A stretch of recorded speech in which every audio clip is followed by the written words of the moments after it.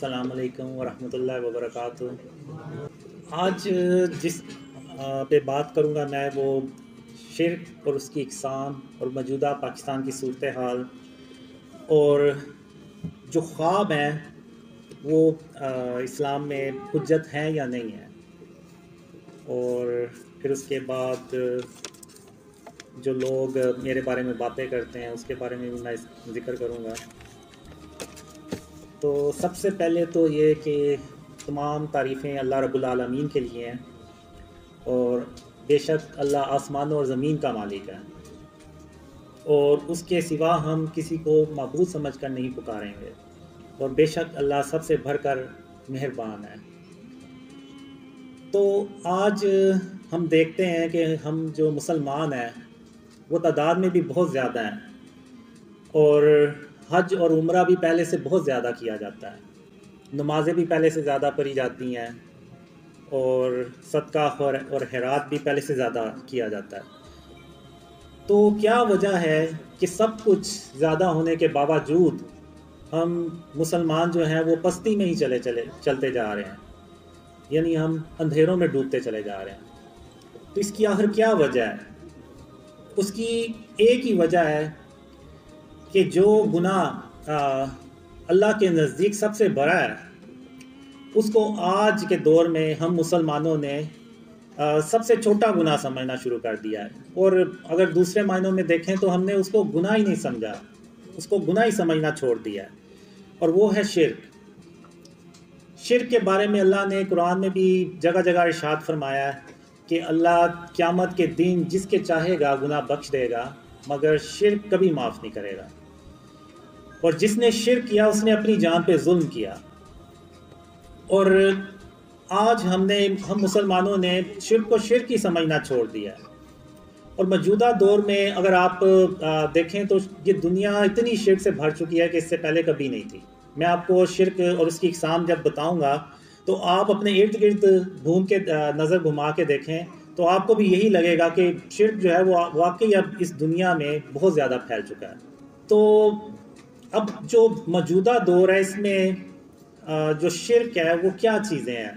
شرک صرف یہ نہیں ہے کہ ہم زبان سے یہ کہہ دیں کہ اللہ کا کوئی شریک نہیں ہے، نہیں، ہمیں عملی طور پہ بھی اس چیز کو ثابت کرنا ہے کہ ہم عملی طور پہ بھی اللہ کے ساتھ کسی کو شریک نہیں ٹھہراتے۔ اگر آپ دیکھیں تو آج ہم نے آرٹ اور کلچر کے نام پہ، ڈیکوریشن کے نام پہ، اور اگر آپ دوسرے معنوں میں دیکھیں تو ہم نے کافروں کا کلچر جو ہے اس کو اڈاپٹ کیا ہے۔ تو ان چیزوں کے نام پہ ہم نے جو بت اور یہ جو اسٹیچوز ہیں یہ اپنے گھروں میں ہم نے سجا لیے ہیں، جو غیر ضروری تصویریں ہیں جو دیواروں پہ ہم نے اپنے گھروں میں سجا لی ہیں، یہ سب کی سب جو ہے نا یہ فارم آف شرک ہیں۔ اب اگر کسی کے گھر میں ڈیکوریشن پیس پڑا ہوا ہے، چاہے اس کی شکل کچھ بھی ہے، وہ کوئی خرگوش کی شکل ہو سکتی ہے، کوئی ہرن کی مجسمہ ہو سکتا ہے، کوئی شیر کا مجسمہ ہو سکتا ہے، کوئی ایگل ہو سکتا ہے، تو وہ بھی بت ہی ہے اس میں۔ اور ان بتوں میں جو خانہ کعبہ میں پڑے ہوئے تھے، جو ابراہیم علیہ السلام نے توڑے تھے، ان میں اور ان میں کوئی فرق نہیں ہے، وہ بھی بت ہے، یہ بھی بت ہے، صرف شکلوں کا فرق ہے، اور آپ کہہ لیں کہ جسامت کا فرق ہے۔ وہ بھی بے جان تھے، یہ بھی بے جان ہے۔ وہ بھی اس وقت کے لوگوں کو نہ کوئی نفع یا نقصان پہنچا سکتے تھے، اور یہ بھی آج کے دور میں نہ کسی کو نفع یا نقصان پہنچا سکتے ہیں۔ تو ابراہیم علیہ السلام، ان کو ان بتوں سے کوئی مسئلہ نہیں تھا، چاہتے تو وہ پرے رہتے، ان کو کیا تھا، وہ تو ایک اللہ کی عبادت کرتے تھے، لیکن انہوں نے ان بتوں کو توڑ کے تو یہ عملی طور پہ ثابت کیا کہ وہ صرف زبان سے یہ نہیں کہتے بلکہ عملی طور پہ بھی اللہ کے ساتھ کسی کو شریک نہیں ٹھہراتے۔ اب ابراہیم علیہ السلام کے دور میں جب شہر کے لوگ سب باہر چلے گئے تو ابراہیم علیہ السلام نے سارے بتوں کو توڑ دیا، ایک بت کو نہیں توڑا جو بڑا بت تھا، اور اس کے کندھے پہ وہ کلہارا رکھ دیا۔ اور جب شہر کے لوگ باہر سے واپس آئے تو انہوں نے دیکھا کہ ہمارے باطل خداؤں کو کسی نے توڑ دیا ہے، تو ان میں سے ایک نے کہا کہ ہم نے ابراہیم علیہ السلام کو ان کے بارے میں باتیں کرتے سنا ہے۔ تو جب ابراہیم علیہ السلام کو بلایا گیا تو انہوں نے کہا کہ آپ اس بڑے بت سے پوچھیں، یہ آپ کو بتائے گا کہ یہ کس نے یہ سارا باقی بت توڑے ہیں۔ تو وہ جو کافر تھے انہوں نے کہا یہ بت کیسے بات کر سکتا ہے، یہ تو بے جان ہے۔ تو ابراہیم علیہ السلام نے کہا کہ اگر یہ بے جان ہے، یہ تمہیں کچھ بتا نہیں سکتا کہ یہ کس نے ان کو توڑ دیا، تو پھر تم ان کی پوجا کیوں کرتے ہو؟ کیوں نہیں ایک اللہ رب العالمین کی عبادت کرتے؟ تو وہ بجائے سمجھنے کے، غور و فکر کرنے کے، وہ ابراہیم علیہ السلام کے اور بھی خلاف ہو گئے۔ تو اسی طرح اگر آپ دیکھیں تو خاتم النبیین محمد صلی اللہ علیہ وآلہ وسلم فتح مکہ پہ جب خانہ کعبہ پہنچے تو محمد صلی اللہ علیہ وسلم کو ان بتوں سے کوئی مسئلہ نہیں تھا۔ وہ چاہتے تو صحابہ کرام سے کہہ سکتے تھے کہ ان بتوں کو اٹھا کے تو شہر سے باہر پھینک آؤ، خود ہی یہ کافر لوگ اس کو اٹھا کے لے جائیں گے،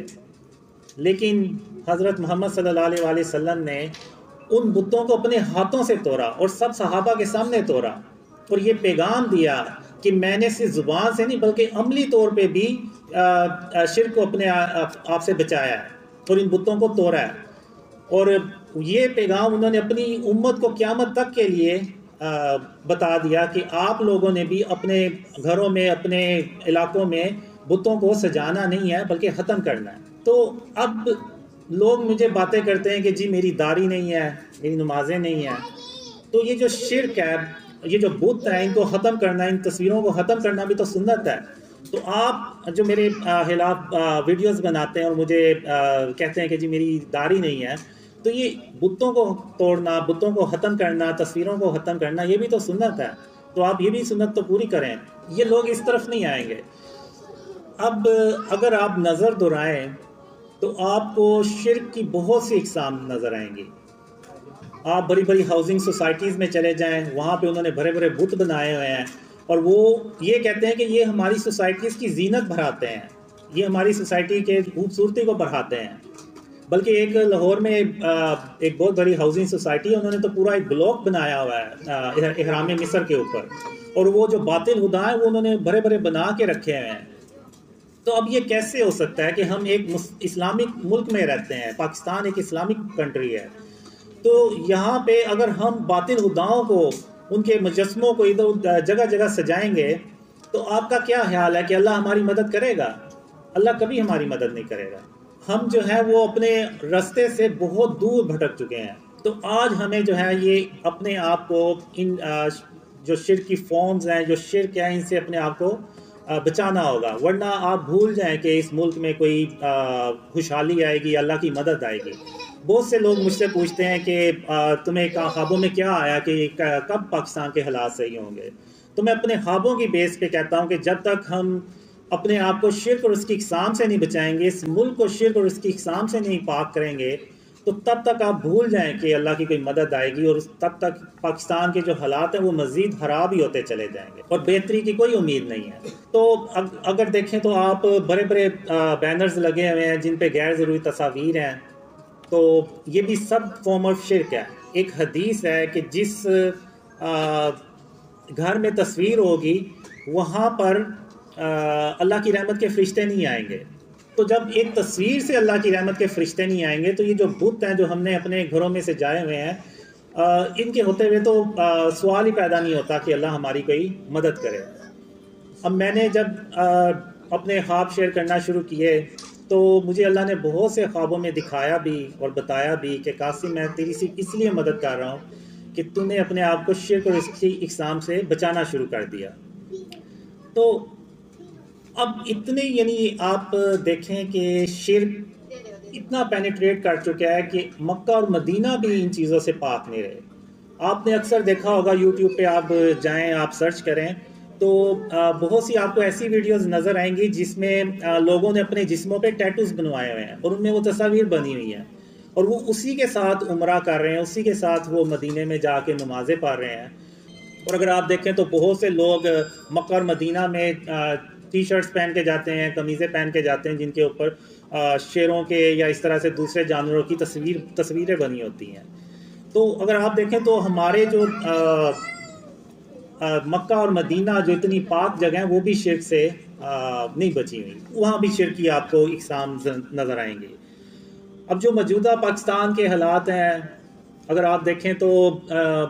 یعنی جس طرف ہم جا رہے ہیں، آپ کے بھی ذہن میں ہوگا کہ شاید آج سے 2-4 سال بعد ہمیں لائٹس اور پنکھے افورڈ کرنا بھی مشکل ہو جائے، جس طرح سے یہ بجلی کے بلز آ رہے ہیں اور مہنگائی ہو رہی ہے اور پیٹرول کی پرائسز اوپر جا رہی ہیں. تو یہ سب اس لیے ہو رہا ہے کہ ہم جو بھی پلانز بناتے ہیں گورنمنٹ کے لیول پہ، جو بھی پلانز بناتے ہیں، تو اللہ کی مدد ہمارے ساتھ ہوتی ہی نہیں ہے. جب اللہ کی مدد ہی ہمارے ساتھ نہیں ہوتی تو وہ جو پلانز ہم بناتے ہیں وہ بجائے کامیاب ہونے کے وہ الٹے ہو جاتے ہیں، اور ہم جو ہیں وہ اور زیادہ قرضہ لینا پڑتا ہے اور زیادہ مہنگائی کرنی پڑتی ہے. تو پاکستان جب بنایا گیا تو ہم نے اللہ کے نام پہ بنایا اس کو، یعنی پاکستان کا مطلب کیا؟ لا الہ الا اللہ. اور لا الہ الا اللہ کا مطلب کیا؟ کہ ایسی جگہ جو ہر طرح کے شرک سے پاک ہو. یہ نہیں ہے کہ ہم زبان سے تو کہتے ہیں کہ اللہ کا کوئی شریک نہیں ہے، لیکن عملی طور پہ ہم نے اپنے گھروں میں بت بھی سجائے ہوئے ہیں اور ہم نے تصاویر بھی لگائی ہوئی ہیں، اور ہم انڈین موویز بھی دیکھتے ہیں. اور انڈین موویز میں آپ کو شاید ہی کوئی ایسی مووی ملے جس میں وہ اپنے باطل خدا نہیں دکھاتے. تو یعنی ایک مسلمان جب وہ ایک مووی دیکھتا ہے انڈین مووی، اور اس میں وہ جب باطل خدا کے کرشمے دکھاتے ہیں اور بتاتے ہیں کہ ہیرو جو تھا وہ ناکام ہو رہا تھا اور باطل خدا نے اس کی مدد کی اور وہ کامیاب ہو گیا، اب وہ سٹوری ایک مسلمان اپنے کسی دوسرے مسلمان کو شیئر کرے گا اور کہے گا کہ یار تم بھی فلم دیکھنا، بڑی اچھی ہے. تو وہ اب عملی طور پہ تو وہ شرک کر رہا ہے، وہ اپنی زبان سے مانے یا نہ مانے وہ ایک علیحدہ بات ہے، لیکن عملی طور پہ تو اس نے کیا ہے. جیسے یہ بت رکھے ہوئے ہیں اور تصاویریں رکھی ہوئی ہیں، تو ہمیں عملی طور پہ بھی یہ ثابت کرنا ہے کہ ہم شرک اور اس کی اقسام سے اپنے آپ کو بچاتے ہیں. تو اب جو اسٹیچوز ہیں، اب اللہ کی کچھ صفات ہیں، جیسے ایک صفت ہے کہ غرور اور تکبر جو ہے یہ صرف اللہ کی ذات ہے، یہ اللہ کی صفت ہے. غرور اور تکبر صرف اللہ رب العالمین کر سکتا ہے، اس کے علاوہ کوئی کرے گا تو وہ شرک کرے گا. تو اسی طرح اللہ کی ایک صفت ہے مصور، یعنی آرٹسٹ. تو اب یہ جتنی بھی تصویریں ہیں، یہ جتنے بھی بت ہیں، مجسمے ہیں، یہ صرف اللہ رب العالمین ہی بنا سکتا ہے. اب جیسے قرآن میں اللہ نے آدم علیہ السلام کا ذکر کیا ہے کہ آدم علیہ السلام کا اللہ نے پہلے مجسمہ بنایا مٹی کا، پھر اس میں جان ڈالی تو وہ آدم علیہ السلام زندہ ہو گئے. تو اب آپ کا کیا خیال ہے، یہ جو ہم چرند دیکھتے ہیں، پرندے دیکھتے ہیں، یہ جو جانور دیکھتے ہیں، ہاتھی، گھوڑا اور دوسرے جانور، شیر، چیتے اور مچھلیاں، کیا یہ خود بخود پیدا ہو گئی ہوگی؟ نہیں، اللہ نے ان کے بھی پہلے مجسمے بنائے ہوں گے اور ان میں جان ڈالی ہوگی اور یہ زندہ ہو گئے. تو یعنی اس سے ثابت یہ ہوا کہ جو مجسمے بنانا ہے یہ اللہ رب العالمین کا کام ہے، یہ اس کی صفت ہے، کیونکہ وہی ان میں جان ڈال سکتا ہے. اور جب کوئی انسان یہ کام کرے گا، بت بنائے گا اور دوسری چیزیں کرے گا، تصویریں بنائے گا، تو وہ شرک کرے گا، کیونکہ وہ اس میں جان تو نہیں ڈال سکتا. تو قیامت کے دن اللہ جنہوں نے بت بنائے ہیں، جنہوں نے بت اپنے گھروں میں رکھے ہوئے ہیں، اللہ ان سے کہے گا کہ اس میں جان ڈالو. وہ نہیں جان ڈال سکیں گے. جب وہ جان نہیں ڈال سکیں گے تو اللہ جو ہے وہ ان کو جہنم میں پھینک دے گا. تو اس لیے یہ جو مجسمے بنانا، یہ سارے کام جو ہیں یہ اللہ رب العالمین کے ہیں، یہ ہم انسانوں کے نہیں ہیں. خاص طور پہ ہم مسلمانوں کو تو ہر حال میں ان چیزوں سے اپنے آپ کو بچانا ہے. اب ہم کرتے کیا ہے کہ ہم نے اللہ کو خوش کرنے کی بجائے اپنے نفس کو خوش کرنا شروع کر دیا، اور ہم اتنے یعنی نفس کے غلام بن گئے ہیں کہ ہم بیسیکلی کافروں کی کاپی کرنا چاہتے ہیں. یہ جو مجسمے بنا کے اپنے گھروں میں سجانے کی یہ جو روایت ہے یہ کافروں میں ہے. تو ہم نے ان سے یہ چیزیں اڈاپٹ کی ہیں، اور ہم انہی کے جیسے بننے کے چکروں میں ہم نے یہ بھی نہیں دیکھا کہ یہ سب شرک ہے اور یہ سب شرک و فارمز ہے، اور ہم نے انہی کو اپنے گھروں میں سجا لیا ہے کہ یہ دکھانے کے لیے کہ جی ہم تو بڑے ماڈرن ہو گئے ہیں. تو ہمیں یہ دیکھنا ہے کہ ہم اللہ رب العالمین کو ہم نے راضی کرنا ہے. اور اللہ کو ہم کیسے راضی کر سکتے ہیں؟ وہ صرف اس لیے ایسے کر سکتے ہیں کہ ہم اپنے آپ کو شرک اور اس کی اقسام سے بچائیں، ورنہ آپ بھول جائیں کہ اللہ کی کوئی مدد آئے گی یا پاکستان میں کوئی خوشحالی آئے گی. اسی طرح قرآن میں ایک اللہ نے مثال دی ہوئی ہے کہ عیسیٰ علیہ تم السلام میرے نے حکم سے مٹی کے پرندے کی شکل بناتے، پھر اس میں پھونک مار دیتے تھے تو وہ میرے حکم سے سچ مچ کا پرندہ بن اس جاتا سے تھا۔ اللہ یہ بھی ہمیں سمجھانا چاہ رہا ہے کہ ہم نے یعنی جو مجسمہ بناتا ہے یا بت بناتا ہے تو وہ پھر اس کو اس میں جان بھی ڈالنی ہوگی۔ اب چونکہ عیسیٰ علیہ السلام اللہ کے نبی ہیں، تو انہوں نے اس میں اللہ کے حکم سے جان بھی ڈال دی۔ تو ہمیں اللہ نے ان مثالوں سے یہ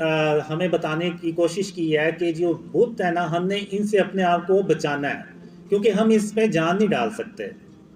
تو جب جان ہی نہیں ڈال سکتے تو پھر اور جب ہمیں یہ کوئی نفع نہیں پہنچا سکتے، کوئی نقصان نہیں پہنچا سکتے، تو پھر ہم ان کو کیوں رکھتے ہیں؟ اور ہم نے تو اپنے نبی خاتم النبیین محمد صلی اللہ علیہ وسلم کی سنت پہ عمل کرنا ہے۔ یہ بھی محمد صلی اللہ علیہ وسلم کی سنت ہے، جو بتوں کو ختم کرنا، تصویروں کو ختم کرنا۔ ایک حدیث ہے کہ حضرت محمد صلی اللہ علیہ وسلم نے حضرت علی رضی اللہ عنہ کو ایک مشن دیا کہ علی رضی اللہ عنہ آپ جائیں اور جتنی بھی آپ کو قبریں اونچی نظر آئیں ان کو برابر کر دیں، اور جتنی بھی تصاویریں اور آپ کو یہ جو دوسری چیزیں ملیں آپ ان کو ختم کر دیں۔ یہ ان کو مشن دیا خاتم النبیین محمد صلی اللہ علیہ وسلم نے۔ تو اگر ہم چاہتے ہیں کہ ہمارا ملک جو ہے وہ ترقی کرے، ہمارے ملک میں خوشحالی آئے، تو ہمیں اللہ رب العالمین کو خوش کرنا ہے، اور ہم اللہ رب العالمین کو تبھی خوش کر سکتے ہیں جب ہم شرک اور اس کی اقسام سے بچائیں، ورنہ ہم ہر کام پہلے سے زیادہ کرتے ہیں، لیکن آخر کیا وجہ ہے کہ اللہ کی مدد ہمارے ساتھ نہیں ہے؟ تو اس کی ایک ہی وجہ ہے کہ آج ہم شرک جو ہے اس کو شرک ہی نہیں سمجھتے، اس کو کوئی گناہ ہی نہیں سمجھتے، بلکہ اس کو تو ہم اپنے گھروں کی زینت سمجھتے ہیں کہ یہ جو بت ہیں، یہ جو ڈیکوریشن پیسیز ہیں، یہ ہمارے گھروں کی زینت بڑھاتے ہیں، یہ ہماری ہاؤسنگ سوسائٹیز کی زینت بڑھاتے ہیں۔ تو بجائے اس کے کہ جو گناہ سب سے بھرا ہے اللہ کے نزدیک، جس کی کوئی معافی نہیں ہے، اس کو آج مسلمانوں نے ایک چھوٹا سا گناہ سمجھ لیا۔ تو آج ہمیں اس پہ غور و فکر کرنے کی ضرورت ہے۔ اس کے بعد میں آؤں گا کہ ڈریمز جو ہیں، یہ جو خواب ہے، کیا یہ حجت اسلام میں حجت ہیں یا نہیں ہے؟ تو اس سے پہلے میں یہی سمجھتا رہا تھا کہ یہ شاید کوئی حدیث ہے جس میں یہ ہے کہ جو خواب ہیں وہ حجت نہیں ہوتے۔ تو میں نے کچھ دن پہلے عرفان بھائی سے پوچھا کہ آپ مجھے یہ بتائیں کہ یہ حدیث ہے یا کیا ہے، اگر حدیث ہے تو اس کا ریفرنس کیا ہے؟ تو عرفان بھائی نے مجھے بتایا کہ یہ کوئی حدیث نہیں ہے، یہ صرف علماء کا ایک موقف ہے کہ جو ڈریمز ہیں یہ اسلام میں حجت نہیں ہوتے۔ تو میں یہی سمجھا تھا جیسے وہ مخالفین جو ہیں وہ ایسے ویڈیوز بناتے ہیں اور ایسے بتاتے ہیں کہ خواب جو ہیں وہ حجت نہیں ہوتے، تو میں یہ سمجھا کہ شاید یہ حدیث ہے، اور شاید میرے جیسے اور بھی بہت سے لوگ سمجھتے ہوں کہ یہ حدیث ہے۔ تو بعد میں مجھے پتہ چلا کہ یہ حدیث نہیں ہے، یہ علماء کا موقف ہے۔ تو میری علماء سے یہ گزارش ہے کہ وہ اپنا اس پہ کلیئر موقف دیں کہ خواب جو ہے وہ حجت کیوں نہیں ہو سکتے۔ تو عرفان بھائی نے مجھے بتایا کہ صرف وہ خواب حجت نہیں ہوتے جس میں کوئی غیر شرعی احکامات ہوں، جس میں ایسی کوئی بات نہیں ہے، وہ خواب حجت ہوتے ہیں۔ اب میرے خوابوں میں سب سے اہم پیغام ہی یہ ہے کہ اپنے آپ کو شرک اور اس کی اقسام سے بچائیں، تو یہ حجت ہے، پوری امت کے لیے حجت ہے، اس میں ایسی کیا برائی ہے؟ تو اب یہ دیکھیں کہ جو ڈریمز ہیں ان میں یعنی میرے جو مخالفین ہیں وہ بھی اپنی ویڈیوز میں یہ کہتے ہیں کہ اس کے جو خواب ہیں، جو اس کو خوابوں میں پیغامات دیے گئے ہیں، وہ آلریڈی پہلے سے حدیثوں میں موجود ہے، قرآن میں موجود ہے، یعنی وہ بھی اس چیز کو ایکسیپٹ کر رہے ہیں کہ اس کے خوابوں میں ایسی کوئی بات نہیں ہے جو قرآن اور حدیث سے ٹکرائے، یعنی اس کا مطلب ہے کہ وہ حجت ہے۔ پھر یہ ایک جو میرے ڈریمز ہیں یہ ایک طرح سے پوری امت کے لیے ایک ریمائنڈر ہے کہ اللہ ایک پیغام سے، ایک خوابوں کے ذریعے سے ایک پیغام ہمیں دے رہا ہے، ایک ریمائنڈ کروا رہا ہے کہ اس دور میں جس میں آپ کہہ لیں کہ شرک اتنا بڑھ چکا ہے کہ لوگوں نے شرک کو شرک ہی سمجھنا چھوڑ دیا ہے، تو اللہ نے وہ ایک ریمائنڈر بھیجا ہے کہ آپ اپنے آپ کو شرک سے بچائیں۔